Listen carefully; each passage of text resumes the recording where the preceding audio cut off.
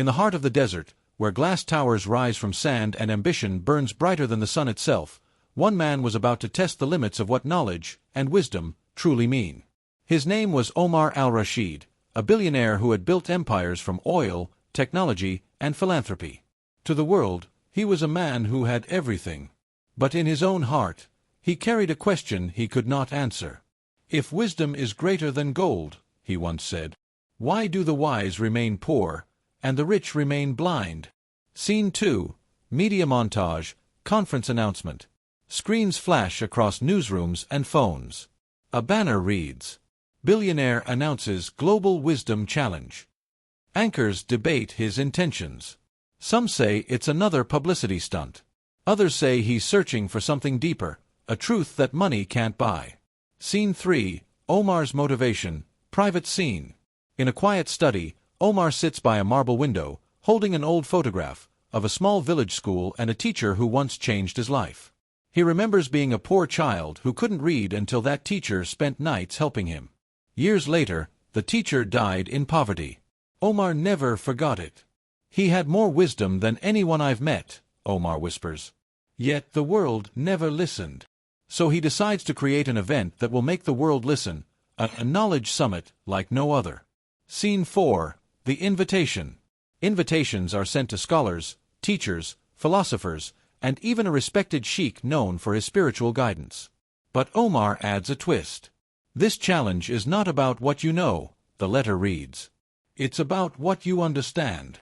The challenge: each participant must answer one question: what is true wisdom? The prize: $1 million grant to fund education projects worldwide. Scene 5, Global Reaction. The announcement goes viral. News headlines appear. Can wisdom be bought? Teachers, imams, and philosophers to compete for Billionaire's prize. A modern-day Solomon's test. Social media explodes with opinions. Some praise the idea. Others call it arrogance. But one thing is certain: the world will be watching. Scene 6, Preparations for the Summit. Omar spares no expense. A grand hall is built in Dubai's cultural district. Marble floors, golden lights, cameras in every corner. Producers prepare a live broadcast for over 30 countries. Every seat in the room represents a world of intellect: scientists, poets, imams, professors. But in the back rows, unnoticed, are also ordinary people who came just to watch. Among them, one face the camera almost ignores: a shy 12-year-old girl, sitting quietly beside a janitor in uniform. She is Lena, his daughter. She isn't supposed to be there, but fate has other plans. Scene 7, End of chapter, Setting Tension. The billionaire walks onto the stage, his voice calm but commanding. "Today," he says, "we will discover whether knowledge can truly reach the soul. We will test the teachers, question the sheikh, and listen to the voices of those who claim to know wisdom, and perhaps we will hear it from someone we least expect." The lights dim. The audience holds its breath. The challenge has begun. Musical notes, soft orchestral swell, transition to Chapter 2. Chapter 2, The contestants gather, almost equals 7 minutes. Scene 1, Dawn of the Challenge. Studio microphone, narrator voice, calm, suspenseful. The morning of the great challenge arrived like no other. The city of Dubai glimmered under the rising sun, as luxury cars and humble taxis alike made their way toward the massive glass dome where the Global Wisdom Summit would take place. Inside, cameras adjusted, microphones tested, translators whispered in multiple languages. The air carried both excitement and fear. Scene 2, The Arrival of the Teachers. They arrived one by one, the teachers. Each from a different corner of the world. Professor Helena, from London, known for her research on the philosophy of ethics d'Amar. Karim, a mathematics teacher from Cairo, humble, quiet, respected by all his students. Dr. Martinez, from Brazil, a woman whose compassion shaped thousands of young minds in the favelas. They all shared a dream: to prove that teaching is not a simple profession, but a mission. As they entered the hall, Omar al-Rashid greeted each one personally. He shook their hands, looked them in the eye, and said only one line: "Today, the world will listen to teachers." Scene 3, The Sheikh's Entrance. Moments later, silence filled the hall. The doors opened again, and the Sheikh of Al-Madinah, one of the most respected spiritual leaders of the region, entered surrounded by students and elders. The audience stood up in respect. Omar approached him with a bow and said, "Your wisdom has guided many souls. Today, I ask it to guide me too." The Sheikh smiled softly. "True wisdom, my son, cannot be owned, only shared." Scene 4. The audience and the hidden observer. In the far corner of the hall, unnoticed by most, Lena sat next to her father, the janitor who had cleaned the floor through the night to prepare the hall. She clutched her small notebook, sketching quietly as people spoke on stage. Her father whispered, "We'll leave soon, Habibti. This is not for us." But Lena shook her head. Her eyes were locked on the stage. She wasn't sure why, but something in her heart told her she had to stay. Scene 5. The Billionaire's speech. As the room filled to capacity, Omar walked back onto the stage, the spotlights shining on his crisp white robe and confident stance. He began, "Ladies and gentlemen, today we are not here to prove who knows the most. We are here to discover who understands the deepest. Wisdom is not a book, not a title, not a sermon. It is a reflection of the soul." He paused. "You will all have one chance to answer the same question. What is true wisdom?" Murmurs spread through the audience. Everyone had an idea, but no one felt certain. Scene 6. The rules. Omar continued. Each participant, teacher, scholar, or sheikh, will have 15 minutes to present their understanding. There will be no interruptions, no debates, and no judges. Only the truth that each person carries within. Then he added something unexpected. "And at the end, I may choose one person from the audience to speak. Anyone. From any background." The crowd reacted with surprise. Could an ordinary person really compete with the world's greatest minds? At that moment, Lena's father whispered again, "See, it's not for us." But the girl didn't move. Her eyes glowed with quiet curiosity. Scene 7. Closing scene of Chapter 2. The lights dimmed slightly as Omar concluded. "Let the words of wisdom begin." A low note of orchestral music swells. The Sheikh closes his eyes, preparing his thoughts. The teachers whisper their last lines to themselves.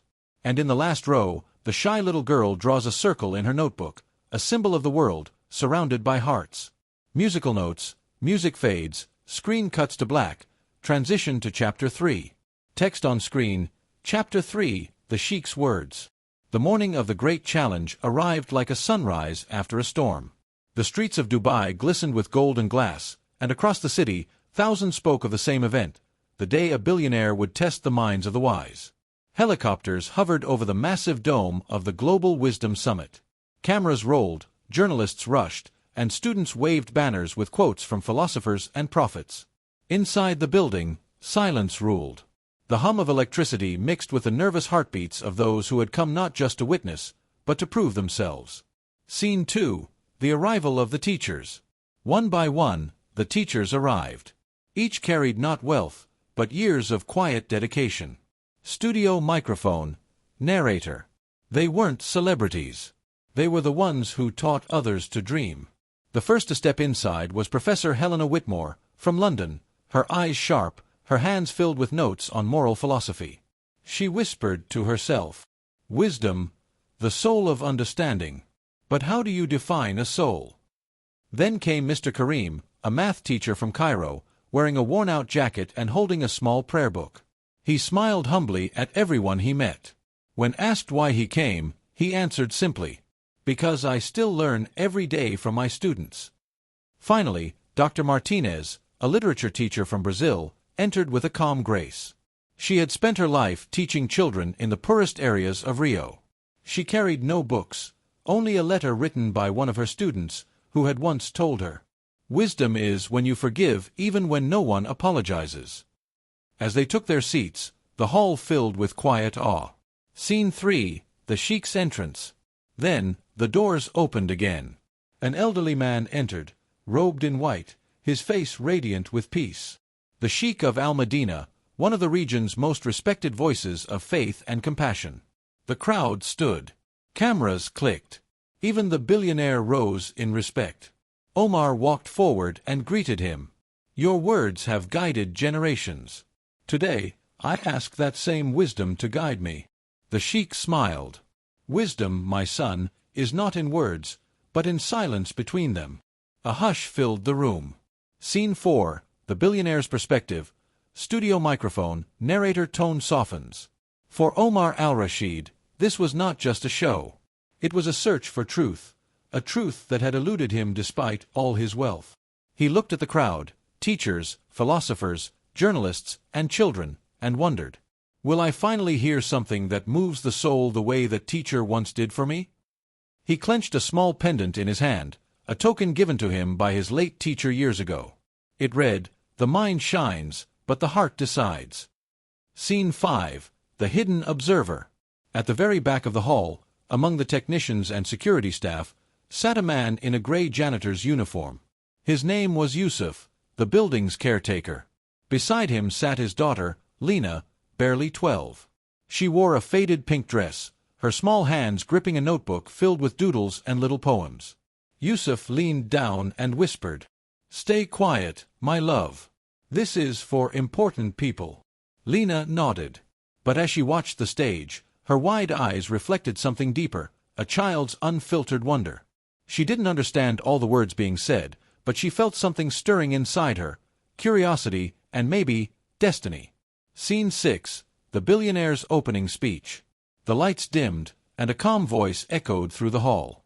It was Omar's. Ladies and gentlemen, welcome to the Global Wisdom Summit. Today, knowledge meets humility. Faith meets curiosity. Wealth meets truth. He looked around slowly, letting the silence grow. We are here not to debate or compete, but to discover. For centuries, humanity has built cities, conquered space, written books, yet we still fail to understand each other. So I ask you, what is true wisdom? The crowd leaned forward. Even the Sheikh's eyes glimmered with intrigue. Each of you will answer in your own way. Teachers, philosophers, spiritual leaders, all equal in this hall. There are no grades, no winners or losers, only lessons to be learned. He smiled faintly. And before the end, I may ask someone from among the audience to share their voice. Because wisdom, my friends, can live in the quietest hearts. The audience murmured. The teachers exchanged glances. The Sheikh lowered his head in reflection. And in the back of the room, Lena stopped drawing. Her pencil froze mid-line. She looked up at the stage as if hearing something meant only for her. Scene 7, The Curtain of Expectation, studio microphone, narrator, with rising orchestral tension. No one knew it yet, but a child, unnoticed, unseen, uninvited, was about to change everything. As the cameras prepared to record and the lights focused on the Sheikh, Omar stepped aside, whispering to his assistant, Make sure every word is captured. We might witness history. The assistant nodded. The Sheikh closed his eyes. And somewhere in the crowd, Lena whispered quietly to herself, Wisdom, maybe it's not something you say. Maybe it's something you feel. Musical notes, soft instrumental build-up, fade to black. Text on screen. Chapter 3, The Sheikh's Words. The lights dimmed. The crowd fell silent. The Sheikh of Al-Medina stood slowly, his white robe glimmering beneath the golden lights. His presence alone calmed the restless energy of the room, as if the desert wind itself had entered the hall. Omar al-Rashid watched with a mixture of respect and anticipation. This was the moment he had been waiting for, the first true voice of the challenge. Scene 2, The Sheikh's Opening Words. The Sheikh took a deep breath, then spoke, his voice calm, but carrying a quiet power that filled every corner of the room. Wisdom, he began, is not born from books, nor from age. It is born from silence, the silence that listens to truth. He paused. When a child falls, the mother runs before thinking. That is wisdom. When a man forgives though he still feels pain, that is wisdom. When a leader admits he was wrong before his people, that, too, is wisdom. Every word echoed slowly, like drops of water in a desert cave. Scene 3, The Crowd's Reaction. The audience hung on every syllable. Some took notes, others simply stared in awe. Omar nodded slightly, impressed but analytical. He wasn't looking for poetry. He was searching for truth, raw, undeniable truth. The Sheikh continued, "Knowledge is the light of the mind. But wisdom is the light of the heart. And when the heart shines, even the blind can see." Applause erupted, gentle, respectful, not loud. The Sheikh smiled humbly and raised his hand to quiet them. "Do not clap for me," he said. "Clap for the one who gives wisdom freely to those who ask for it." The crowd went silent again, some visibly moved to tears. Scene 4, The Billionaire's Inner Conflict. Studio microphone, narrator, reflective tone. Omar al-Rashid listened intently, but his heart wrestled with doubt. To him, the Sheikh's words were beautiful, almost perfect, yet something was missing. He leaned toward his assistant and whispered, "It's noble, but it feels rehearsed, like the wisdom of books, not life." The assistant hesitated, unsure how to reply. Omar's mind drifted back to his childhood, to a dusty classroom in a forgotten village. He remembered his old teacher explaining kindness by sharing his own food with hungry students. There had been no grand speeches then, only quiet actions. True wisdom, Omar thought, must sound simple enough for a child to understand. Scene 5, The Sheikh's Final Message. The Sheikh closed his eyes for a moment, as if listening to something unseen. Then he spoke once more. "Wisdom is not a crown for kings, nor a secret for scholars. It is the whisper that tells a man what is right when no one is watching. It is the courage to be kind when others are cruel. And it is the strength to stay humble when the world praises you." A stillness filled the hall, not empty, but full. The kind of silence that asks everyone to look inside themselves. The Sheikh finished with one last line. "He who seeks wisdom only to be praised, will never find it. But he who seeks it to serve, already holds it." The audience stood in quiet reverence. Even Omar clapped softly, not out of politeness, but respect. Scene 6, Lena's Reaction. In the back of the room, Lena watched, her eyes wide. She didn't understand every word, but she felt their weight. She whispered to her father, "He speaks like the wind, gentle but strong." Her father smiled faintly, nodding. "Yes, little one. That's wisdom." But Lena frowned a little. Then why do people still fight and hurt each other, if they already know this? Yusuf had no answer. He looked down, speechless. In that quiet moment, something began to form in the girl's mind, a question deeper than she could explain. Scene 7, The Aftermath and the Unsettling Feeling. As the Sheikh stepped down from the stage, the applause faded into murmurs. Reporters took notes, teachers exchanged glances, and cameras zoomed in on Omar's thoughtful face. Studio microphone, narrator. He had heard greatness, but not yet the truth he sought. He turned to his assistant and said quietly, "Tell the teachers to prepare." The Sheikh spoke from faith, "Now I want to hear reason." The assistant nodded. Omar looked once more toward the crowd, unaware that destiny was already watching him, through the curious eyes of a shy girl sitting at the very back. Musical notes, soft orchestral cue, slow fade out. As the Sheikh stepped down, his words still lingered in the air, soft, sacred, unforgettable. But Omar al-Rashid was restless. He had heard the voice of faith. Now, he wanted to hear the voice of the world, the voice of reason, science, and human experience. He rose and said, "Now, let us hear from those who shape minds every day, the teachers." The crowd stirred. Pens were ready, cameras focused. Scene 2, The First Teacher, Knowledge and Logic. Studio microphone, narrator tone, intellectual, crisp. The first to step onto the stage was Professor Helena Whitmore. Confident and elegant, she adjusted her glasses and began. "Wisdom," she said, "is the mastery of knowledge applied with purpose. Without knowledge, wisdom cannot exist. It is through logic and understanding that mankind learns to act rightly." She illustrated her point with diagrams and quotes from great philosophers, Aristotle, Socrates, Confucius. The audience nodded in approval. Omar listened, arms crossed. Her words were flawless, precise, but cold. They touched the mind, not the heart. When she finished, applause filled the room, but Omar remained quiet. He whispered to himself, "That was knowledge, not wisdom. Scene 3, the second teacher, the scientist's truth. Next came Mr. Karim, the math teacher from Cairo. He carried no papers, no presentation, only a small chalkboard. He drew 2 intersecting lines and said, "One line is knowledge, it grows outward, infinitely. The other is compassion, it grows inward, toward the heart. Where they meet, that's wisdom." The hall went still. "A person who knows but cannot feel," Karim continued, "is like a bird with one wing, smart, but unable to fly." Soft applause followed. Omar smiled faintly, almost impressed. But deep down, something still didn't click. "Beautiful," he said quietly, "but still theory. No risk. No soul." Scene 4, the third teacher, lessons of the heart. Finally, Dr. Martinez, the teacher from Brazil, stepped forward. She carried a letter folded in her hands, old, creased, and written in a child's handwriting. "I will not give you definitions," she said. "I will give you a story." She read aloud.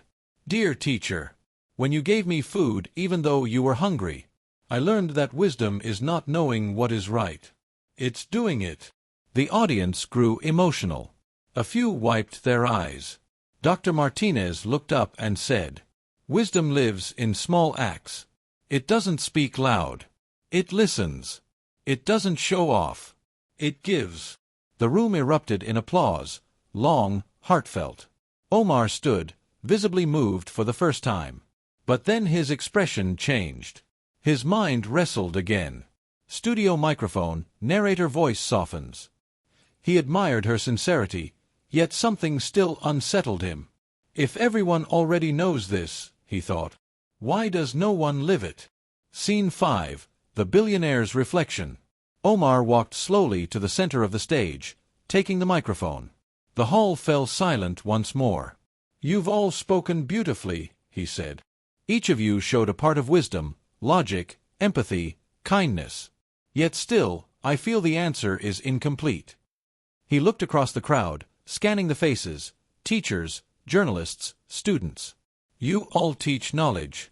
But wisdom transforms." He paused, letting the tension settle. A person can memorize the entire Quran, the Bible, or every science book in existence, and still be unwise. Because wisdom isn't what you know. It's what you become when no one is watching. The crowd murmured. The words struck deep, not just for them, but for himself. Scene 6, Seeds of Frustration. Studio microphone, narrator tone, introspective, low-tension build-up. As applause echoed once more, Omar returned to his seat, but inside, his thoughts were storming. He leaned toward his assistant. "They all speak truth, yet none of them live it. Maybe wisdom can't be spoken at all." The assistant replied softly, "Perhaps wisdom must be witnessed." Omar turned sharply, intrigued. "Witnessed?" The assistant nodded. "Sometimes, the smallest voice in the room carries the biggest truth." Omar smiled, half in irony, half in curiosity. "Then maybe tomorrow, I'll ask someone who has no title and no fear of being wrong." Scene 7, Lena's quiet observation. At the back of the room, Lena watched every moment, her eyes bright with thought. She tugged gently on her father's sleeve and whispered, "Papa, why do the smartest people sound sad when they talk?" Yusuf smiled weakly. "Because sometimes, my child, they speak from their minds, not their hearts." Lena nodded, writing something in her notebook. The camera zooms on her hand as she scribbles a single sentence. "Maybe wisdom is when your heart finally understands what your mind could not." Scene 8, transition to the next chapter. Studio microphone, narrator, building quiet suspense. That night, long after the cameras stopped and the guests went home, Omar al-Rashid stayed alone in the empty hall, surrounded by silence and questions. He stared at the stage, the lights still glowing faintly. For the first time in years, he felt small, not as a billionaire, but as a man searching for meaning. Outside, a janitor swept the floor. Beside him, his daughter hummed softly, picking up papers that had fallen. Omar looked toward them, unaware that in the simplest act of kindness, his answer was already waiting. The night after the conference, Omar al-Rashid couldn't sleep. He sat by the window of his penthouse suite, the desert wind brushing the glass, whispering through the curtains. In front of him, a notebook lay open, blank. He had listened to scholars, scientists, and teachers. He had heard words wiser than gold. Yet something was missing, something no intellect could touch. He murmured to himself, "Knowledge without life is like light without warmth." He tapped his pen, thinking. Then an idea struck. His eyes lit up. If wisdom cannot be taught, maybe it can be revealed. Scene 2, the plan. The next morning, Omar gathered his assistants. "Tomorrow," he said, "we won't continue with speeches. I want a test, a real one." They looked puzzled. "A test, sir?" "Yes. I want to see how people act when they don't know they're being watched." He smiled, a rare, mischievous smile. "No cameras. No judges. Just a situation that reveals who they are." He whispered the details to his team, a small staged event inside the academy grounds. Only his inner circle knew. "Wisdom," he said, "will not come from words today. It will come from choices." Scene 3, the setup, studio microphone, narrator tone, cinematic tension, slow pacing. The following day, guests arrived at the academy thinking it was another round of presentations. But something strange awaited them. As they entered the main hall, a commotion started outside. A young janitor, one of the new workers, had accidentally spilled a bucket of water and broken a stack of books. No one knew it was part of Omar's secret test. The books were rare, old manuscripts used for research. The staff panicked. The crowd whispered. Then, an announcement echoed. "We will begin shortly. Please take your seats." But Omar didn't move. He stood in the corner, silently watching how people reacted. How careless! These books are worth thousands. Others ignored the janitor completely, stepping around the mess. Professor Whitmore looked disgusted and whispered, "Where is the maintenance team?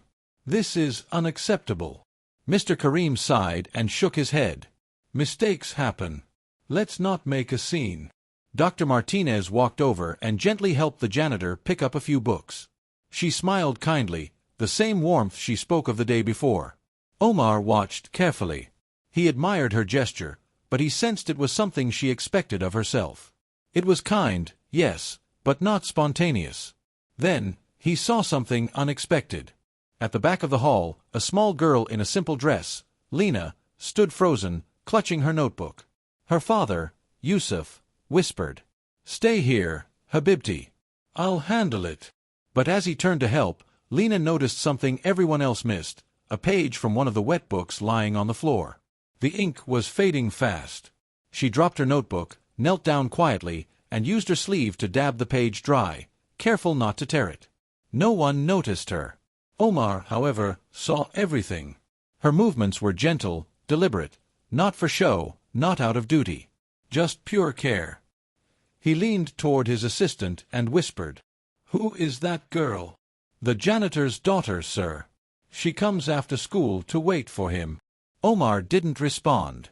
He just watched. Scene 6, the unexpected wisdom. When the commotion settled, Omar approached the little girl himself. The entire hall went silent, the billionaire walking toward a child. He knelt down beside her and said softly, "Why did you do that, little one? Those books aren't yours." Lena hesitated, looking down. "Because they're someone's thoughts. If they fade, it's like losing a piece of them." Her words struck him like lightning. Omar blinked, stunned. "Do you even know what's written in them?" She shook her head. "No, but it doesn't matter. You protect what matters to others, not just what matters to you." The audience froze, breathless. No teacher, no scholar, had said something that simple and that profound. Scene 7, the revelation. Studio microphone, narrator tone, emotional, soft crescendo. For the first time, Omar felt something shift inside him. He stood up slowly and turned to the crowd. "You see," he said, voice trembling slightly, "yesterday we spoke about wisdom as knowledge, compassion, faith. But today, this child has shown us the truth." He pointed gently toward Lena. "Wisdom is not spoken. It is lived. And sometimes, It speaks with hands, not words. The audience erupted in applause. Some cried quietly. Even Professor Whitmore lowered her head in humility. Lena hid behind her father, overwhelmed. Scene 8, after the applause. Later, Omar approached Yusuf privately. "You should be proud of your daughter," he said. "She taught me more in one moment than any of my teachers ever did." Yusuf smiled shyly. "She only did what she felt was right." Omar nodded. "Exactly. That's wisdom, the courage to do right without being told." He reached into his pocket and handed Yusuf a card. "Bring her tomorrow. I'd like to ask her one last question." The next morning, the academy was quieter than ever. No audience, no cameras, no noise, only the golden light of sunrise spilling through the tall windows. Omar al-Rashid arrived early. He didn't wear his usual tailored suit, only a plain shirt and vest. He looked human. In the garden behind the academy, a small table had been set up with 2 chairs and a pot of tea. Across from him, Lena sat beside her father, clutching her little notebook. Omar smiled gently. "Thank you for coming, Lena. Yesterday, you reminded me that wisdom is not only spoken, but lived. Today, I want to ask you something, just one question." Lena nodded shyly. "Okay." Scene 2, the question. Omar leaned forward, his voice soft but weighted. "Lena, what do you think wisdom really is?" The question hung in the air like a whisper that refused to fade. Lena frowned slightly, thinking, not rushing. She looked down at her small hands, still stained with ink from the day before. Then, softly, she said, "Wisdom is when you understand something so well that you stop needing to prove it." Omar blinked. "What do you mean?" "When people know things, they want to show it. But when you understand things, you just live it. You don't shout. You just know what matters." A hush fell over the garden. The wind rustled through the olive trees. Even the birds seemed to pause. Scene 3, the story of the bird. Studio microphone, narrator tone, soft, storytelling rhythm. Lena opened her notebook. Inside was a small drawing, a bird flying above a desert. "I drew this when I was little," she said. "My teacher once told me that knowledge is like a bird's wings, it helps you fly. But my father told me something else, that wisdom is knowing where to fly." Omar smiled faintly. "Your father is a wise man." She looked up at him and said quietly, "He just listens a lot." The simplicity of her words broke something open inside Omar, something he had buried beneath power, noise, and pride. He leaned back, eyes wet, whispering to himself, "I've spent my life collecting wings, but I never stopped to ask where I was flying." Scene 4, the mirror moment. Studio microphone, tone, reflective, emotional crescendo. Omar looked at Lena, this small, quiet child who had spoken more truth than 100 scholars. "Lena," he said softly, "do you know why I asked so many people about wisdom?" She shook her head. "Because I thought it was something I could buy. Like a company, or a house, or a name." He paused, his voice trembling. "But yesterday, you showed me something. Wisdom isn't bought. It's not even learned. It's remembered, something we all have, but forget as we grow up." Lena tilted her head, curious. "Then maybe, you just needed someone to remind you." Omar smiled through tears. "Yes, I think that's exactly what happened." Scene 5, the gift. Omar reached into his pocket and took out a small, elegant box. "I have something for you," he said. Inside was a golden pen, engraved with a single word, wisdom. Lena's eyes widened. "It's beautiful, but I don't know if I can use it." "Why not?" Omar asked. "Because I don't write fancy words like the teachers. I just write what I see." Omar chuckled softly. "That's why you should have it. The world doesn't need more fancy words, Lena. It needs more people who see." He handed her the pen, gently closing her fingers around it. Scene 6, the billionaire's confession. Omar turned to Yusuf, Lena's father. "Yusuf, for years I thought I was wise because I built empires. But your daughter showed me what wisdom really is, humility, kindness, and courage in silence. Yusuf bowed his head. She only did what any heart should do. Omar smiled. Then maybe it's time the world learns from hearts like hers. He looked at Lena again. If you ever decide to teach, I'll build a school for you, a school where wisdom is not just taught, but lived. Lena's eyes sparkled. Then the first rule will be, everyone must listen before they talk. Omar laughed, a deep, genuine laugh that hadn't left his lips in years. Studio microphone, narrator tone, calm, majestic, closing crescendo.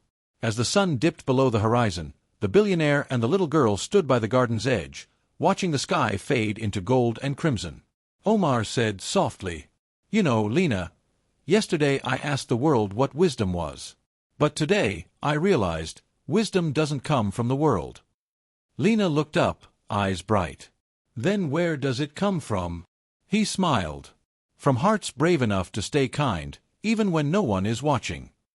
The wind carried their laughter through the quiet garden. And for the first time, Omar al-Rashid felt peace, not as a billionaire, not as a seeker, but as a man who had finally found what he was looking for. Musical notes, soft orchestral music rises, hopeful, emotional. Text on screen. Sometimes, the smallest voice in the room carries the greatest wisdom.